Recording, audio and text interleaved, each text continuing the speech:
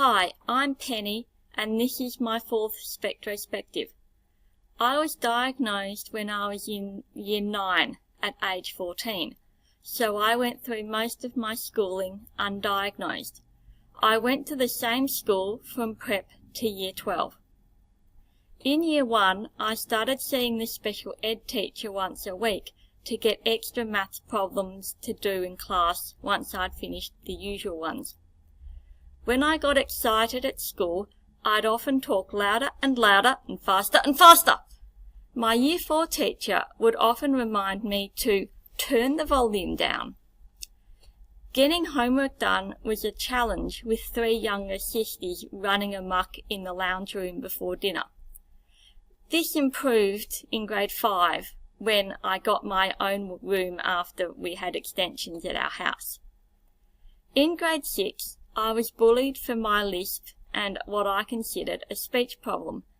I was much more self-conscious about having speech therapy in grades 4 to 6 than I was in kinder as a result. In Quest, I wrote a book called Sally's Speech Problem, and my teacher asked me to read it to the class. As I was reading, I noticed the bully squirming on the mat. The transition to secondary school posed some challenges. There were many teachers, not just one, and there was no play equipment to play on at lunchtime. Foursquare was quite popular when I was in grade 6. Instead, students sat in the lunchroom talking, and in winter they'd crank the heater right up. I hated the stuffy classroom and the smell of hot, warm tunics after lunch. Lockers in the classroom were a challenge. I always waited for the crowd to clear at the end of the day before organising my locker and bag. I loved the routine of school, especially the timetable in secondary school.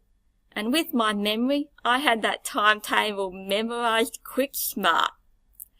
I was the kid who did all of her homework, including those maths problems that were never checked by the teacher.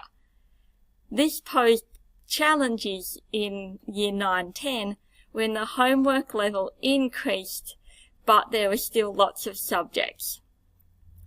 Sometimes a teacher would forget to show up to class, and I was always the one who'd sneak out of the classroom, pretending I needed to go to the toilet, go to the staff room, get the teacher, and return to the class with the teacher. Because the brief ridicule when that happened, "Oh, Penny, why did you have to come with the teacher?" was much better than no supervision for the entire lesson. Because that's when I was bullied the most. Whereas everyone else thought no teacher was great. They could do what they wanted for 45 minutes. I was bullied the most in Year 7 to 9, when kids' "you're different" radar was at their highest. When there was no teacher supervision, like at recess or changing for sport, was the worst. I was always a bright student, so students and teachers alike judged me when I decided not to do a Year 12 subject in Year 11, which was the done thing at my private school. After much pondering, I decided to do Year 12 over 2 years, which was a great decision to make, as I was older when I started uni. I started getting panic attacks in the school assembly hall in Year 12, and I got extra time and rest breaks in exams so I could cope. When I started uni, I finally felt accepted for who I was, despite everyone knowing that I sat on the end of the row as part of my coping strategy for panic attacks. I considered telling my friends in Year 12 why I was doing Year 12 over 2 years, but most of the students were giving me a hard time, and they were the students I didn't feel comfortable telling. I eventually told my entire year level at my 15-year school reunion a couple of years ago, while I was wearing my I Can clothes, including hoodie with a rethink on autism on the back of it. And this was well received, and I'm glad that I finally disclosed to everyone why I did Year 12 over 2 years. Since starting uni, I've felt accepted for who I am, and this has continued in the workplace.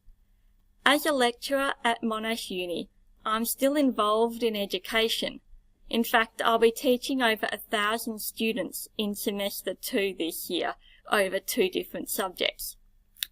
I sometimes get asked if I'll do my PhD, and my answer to that is always not yet.